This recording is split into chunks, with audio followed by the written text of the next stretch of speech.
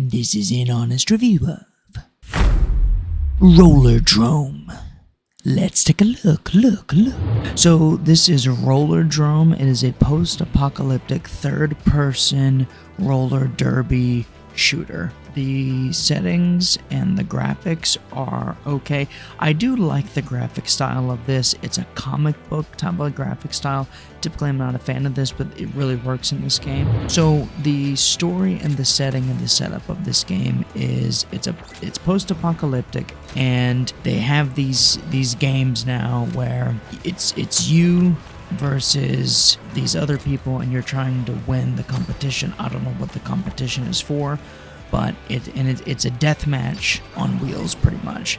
Now I want you just to put into perspective sort of the level of octane going on in this game. It's a very fast-paced game, and it is very much relatable to Doom. Okay, the speed and the type of guns and just the whole atmosphere, or not the atmosphere, but just the entire the level of aggression is Doom. Now what you have to do is you go into a mission, and the goal is to wipe out everyone. Okay, but what happens is while you're shooting and you use your weapons, the only way to reload is by doing tricks. Okay, now this is one of the negative things in this game, is to be able to do tricks. Just take your face and smack it up against the keyboard and hope that it does something. Now, they did say that this game is preferred to be on a controller. It works very nice with mouse and keyboard in regards to moving around and shooting. It feels really good, but to do the tricks is absolutely cancerous. It's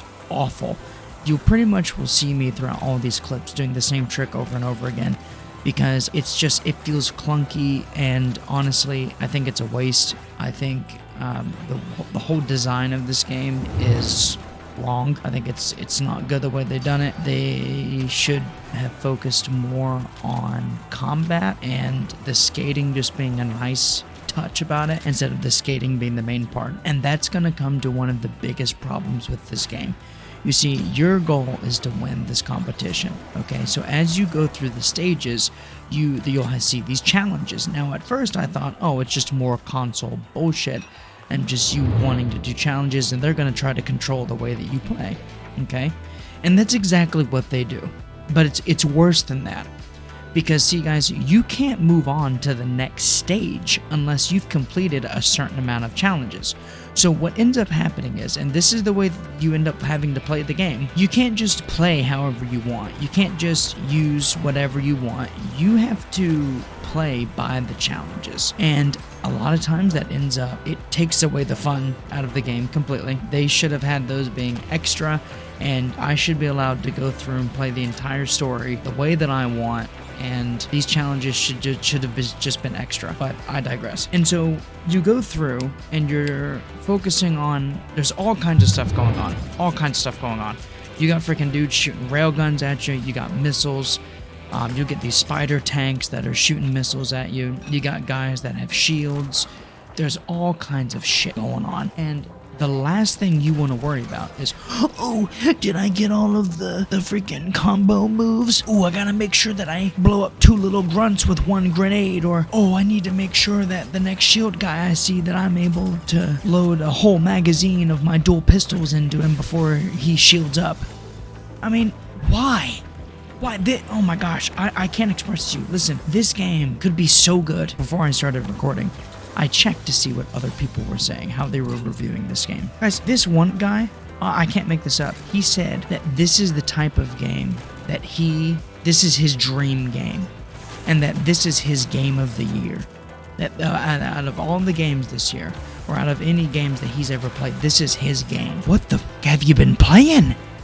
What have you been playing? Now listen, I'm not saying this game's awful, because it's not, but it's clunky. It's made for a controller. I mean, it works fine on mouse and keyboard. There's unnecessary barriers to the game. It's fucking bullshit. Why? Why can't I just scoop up a ramp, freaking go sky high, and just rocket people if I want, and not have to worry about being penalized? And that's another thing. If you don't freaking finish it fast enough, you get penalized for points. That's bullshit. I should be able to do it however I want. This game radiates fun. It attracts the high speed, the high octane, just chaotic person in your life that just can't freaking stop creating chaos. This is the game. Another thing that makes it frustrating is it has this slow motion. This mechanic is in many games, okay, I understand that. But the way that they've done it is they've forced you to use it. You see, what happens is, guys, there's certain variants of the weapons, or there's secondary fire modes of your weapons that can only be accessed by using this slow motion mode. Now, yes, it's not awful, but it slows it down and it makes it unnecessary. A lot of times I found myself using it just out of habit. The shotgun, for example. At first it's buckshot, okay? It's normal, just left click, normal speed, it's buckshot. But when you slow down on the left click, it turns into a slug. Well, the slug will do more damage than the buckshot. Or there is the pistols. They don't have a secondary action. I recently just unlocked the railgun. I don't know if that has a secondary action or not. And the missile launcher doesn't have a secondary action. So shit, I guess it's only the fucking shotgun. But still, it's cancerous. You don't want to slow down in this game. You don't want to stop.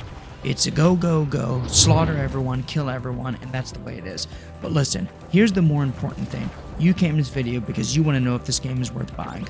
Well, let me tell you. It retails at $30. I would rather get syphilis all over my body and not have a cure than can buy this game at $30. But on sale right now at Green Man Gaming, this game is $17. And if you like these skating games, you like being able to do these tricks, and you like being told what to do, how to play, and what all this bullshit, and you like a little combat on the side, yeah, I think it's fun. The game's fun, but it's frustrating. There's unnecessary barriers to things and that shouldn't be there.